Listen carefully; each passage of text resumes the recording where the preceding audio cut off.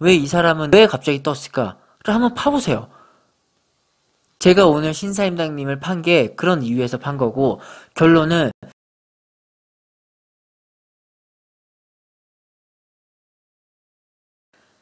안녕하세요. 머니파이프라인 루지TV의 루지입니다. 투자를 대하는 자세, 투자 좌우명에 대해서 최근 핫한 유튜버인 신사임당의 사례를 덧붙여서 얘기를 해보고자 합니다. 틀려도 괜찮아, 맞으면 대박. 들어보셨어요? 틀겐 맞대라고 하죠. 사실 투엔즈 투자자문의 박성진 부사장이 했던 말인데요. 내가 지금 하고 있는 투자 방식에 대해서 어떻게 정의하면 될까라는 생각을 하던 중에, 그래, 이게 맞다. 이게 내가 지금 가는 길이고, 줄여서 틀겐 맞대 라고 하면 되겠구나. 좌우명을 그렇게 바꿨어요. 잘 풀어보면은 의미가 있어요. 우선 틀려도 괜찮아, 맞으면 대박. 미래는 예측의 영역이 아니다. 그렇기에 너가 지금 확실하게 맞다고 생각하는 그것조차 확실하게 틀릴 수도 있다 라는 걸 뜻하고요. 그렇기 때문에 우리가 해야 될 건 뭐다? 분산 투자다 라는 말입니다. 자, 그럼 질문 드려볼게요. 틀려도 괜찮아, 맞으면 대박과 이를 서로 바꿔서 맞으면 대박, 틀려도 괜찮아의 차이는 무엇일까요? 되게 같아 보이죠? 근데 매우 다른 얘기예요. 한번 예를 들어볼까요? 전자는 틀려도 괜찮아? 이게 전제이기 때문에 실패해도 일상생활에 큰 무리가 없고요.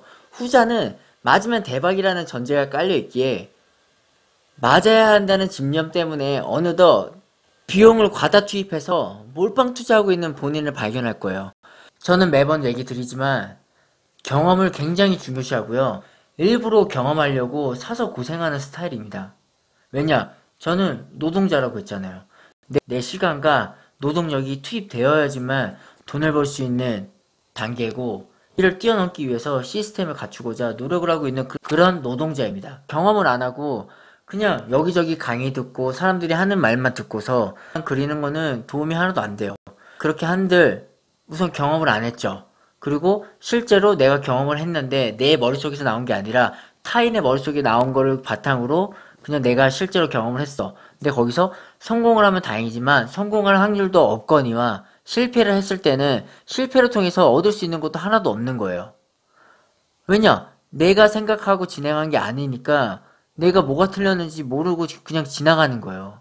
경험을 한 살이라도 젊을 때 사서 하시고, 그런 경험을 실제로 많이 하려면 최소한의 비용으로 작게 여러 건의 도전을 하면서 찔러봐야 된다는 거예요. 그 중에서 하나만 터지면 된다는 거예요. 하나. 비용 투입 없이 어찌 대박을 바라느냐고 하는데, 과다 비용을 투입한다고 성공하는 세상도 아니고요.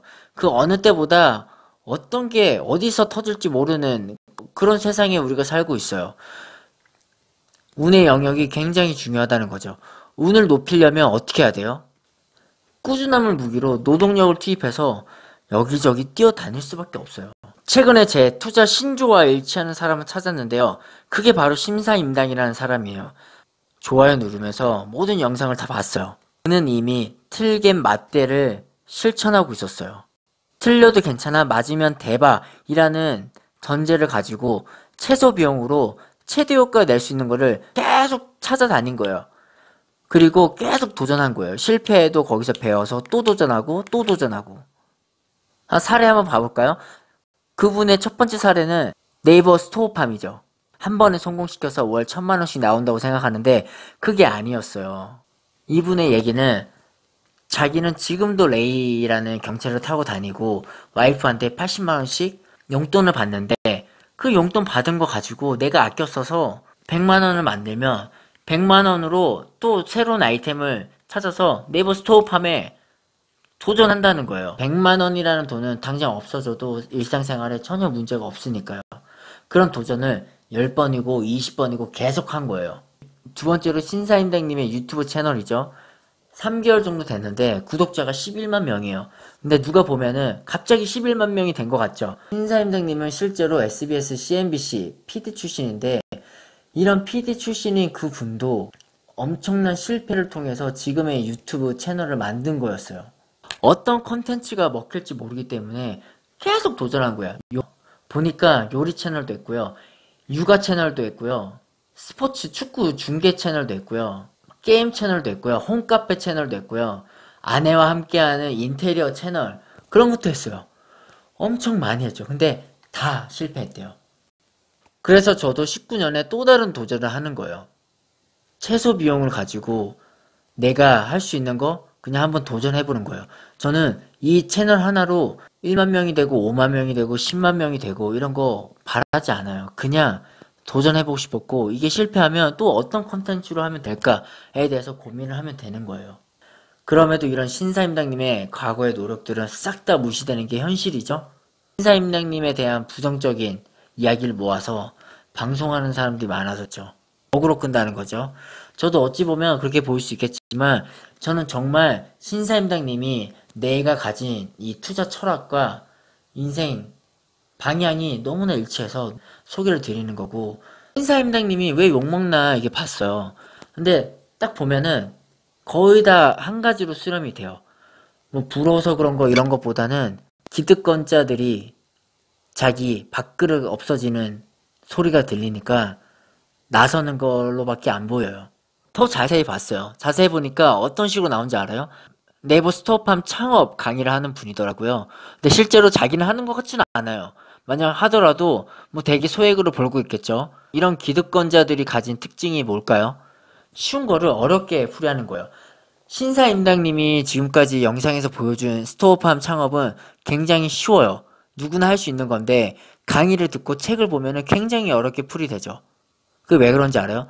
실제로 제대로 경험을 안 했거나 아니면 자기 밥그릇은 네이버 스토어팜을 통해서 얻는 수익이 아니라 네이버 스토어팜 구축을 위한 강의를 하면서 얻는 수익이기 때문에 최대한 어렵게 풀어가지고 자기 강의를 듣게 해서 도전하게끔 만드는 거고 뒷수습은 나 몰라라 하는 게 그들의 특징이에요.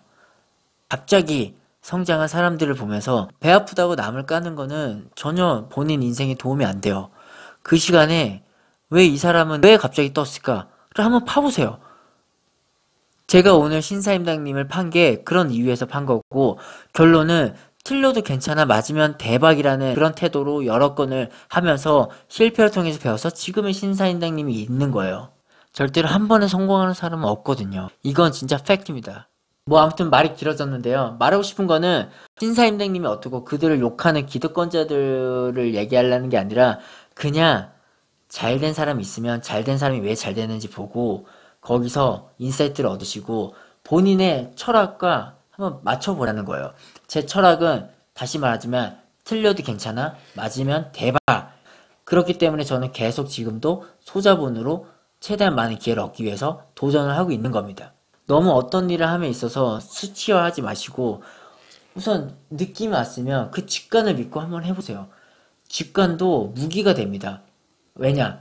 직관이라는 거는 그냥 한 번에 오는 게 아니라 그동안 보고 들은 것과 했던 행동들이 총 합쳐서 직관으로 나타나는 거예요. 그래서 그걸 무시하면 안 돼요.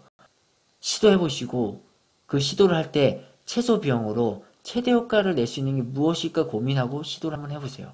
그리고 그 시도 횟수를 굉장히 많이 가져가 보세요. 경험만이 남는 겁니다. 자, 함께하면 할 수 있다!